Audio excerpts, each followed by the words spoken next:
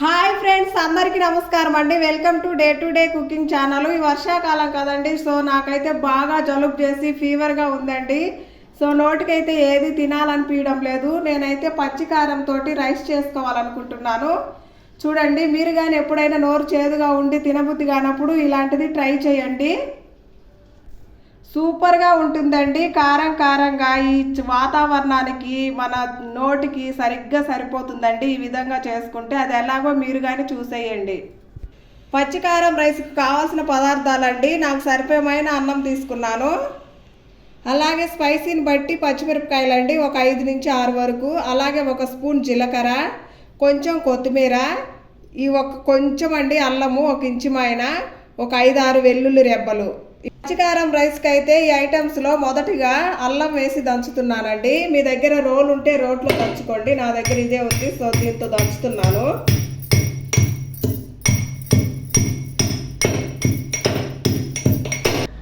అల్లం ఈ విధంగా మెదిగిన తర్వాత ఇప్పుడు పచ్చిమిర్చి వేసుకోవాలి.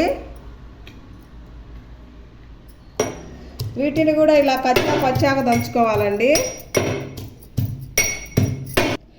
ఇవి మిరపకాయలు చాలా చిన్నవండి, ఇవి కారం ఎక్కువగా ఉంటాయి. పెద్ద మిరపకాయలు అయితే కారం ఉండవు కదండి, సో అందుకని నేను ఈ చిన్న మిరపకాయలు కాబట్టి తక్కువ వేసుకున్నాను. ఇప్పుడు వెల్లుల్లి రెబ్బలు వేసుకోవాలి. వీటిని కూడా పచ్చాగా దంచుకోవాలండి.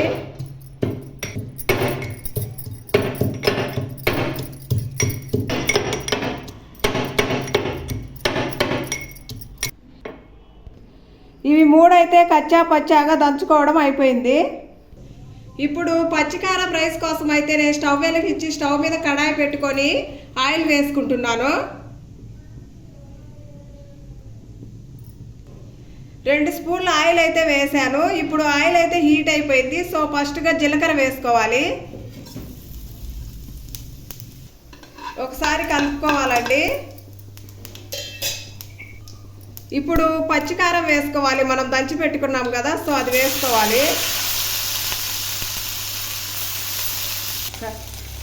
ఒకసారి కలుపుకోవాలండి.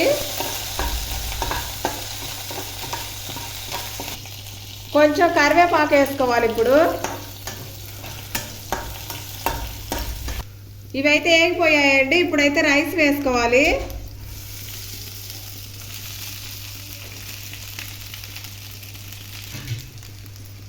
ఒకసారి బాగా కలుపుకుందాము.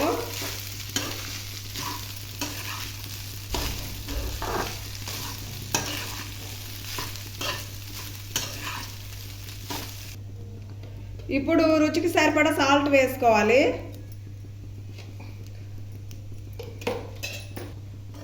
ఇప్పుడు మొత్తం బాగా ప్రాపర్గా కలుపుకోవాలి.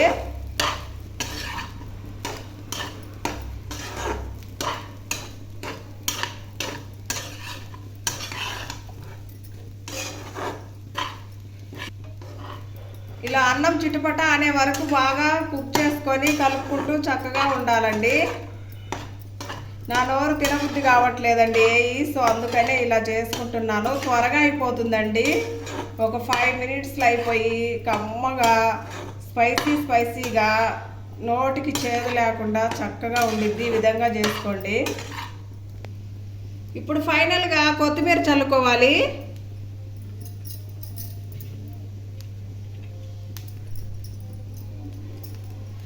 చల్లుకొని ఒకసారి బాగా కలుపుకోవాలండి. ఉప్పు కారము అన్నీ చెక్ చేసుకోండి. ఇంకా ఎక్కువ స్పైసీ తినేవాళ్ళు ఎక్కువ వేసుకోండి మిరపకాయలు. వావ్, చూస్తుంటే అసలు సూపర్ టెంప్టింగ్గా ఉందండి. ఎప్పుడెప్పుడు తినాలా అనిపిస్తుంది.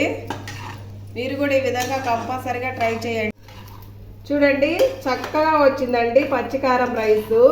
మీరు కూడా ఎప్పుడైనా నోటికి చేదుగా ఉన్నప్పుడు, జ్వరంగా ఉన్నప్పుడు ఇలాంటి రైస్ చేసుకొని తినండి. సూపర్గా సెట్ అవుతుంది నోరు. చాలా సింపుల్ అండి. ఒక 5 మినిట్స్లో త్వరగా అయిపోతుంది ఇంట్లో ఉన్న వాటితో. నేను సో ఇంతేనండి. ఫైనల్గా అయితే రైస్ చేయడం అయిపోయింది. ఇంతకంటే నేను ఎక్కువ చెప్పలేనండి. జలుబు చేసింది కదా, సో నాకైతే చాలా నీరసంగా ఉంది. ఇంకా ఇది తినేసి వేడిగా ఇంకా పడుకుంటానండి. Bye friends. వీడియో నచ్చితే లైక్ చేసి సబ్స్క్రైబ్ చేసుకోండి. బాయ్.